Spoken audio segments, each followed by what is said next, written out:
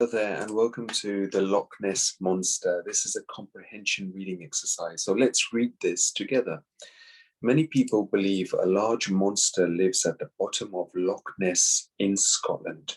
So what is the Loch Ness? So Loch Ness is the largest freshwater lake in Britain.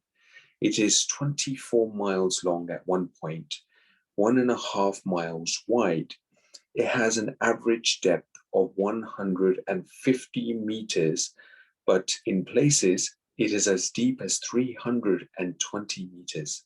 It is cold and murky and has dangerous currents. A large creature could easily hide in this lake. What does the monster look like? Well, descriptions of the Loch Ness monster vary, but many say it has a small head, a long thin neck, a hump-like body with a long squishing tail. Some people describe it as having flippers instead of feet. In many ways, it sounds similar to a Plesiosaurus, a reptile that lived at the same time as the dinosaurs. Let's have a look at some hoaxes. So the most famous picture of the Loch Ness monster was the surgeon's photo taken in 1934. However, Christian Sperling admitted the hoax shortly before he died in 1993 at the age of 90. He said it was a model monster which he helped to build. Dr. Wilson, the surgeon, took the photograph.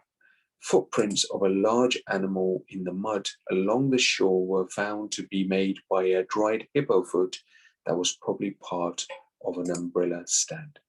Let's have a look at the sightings.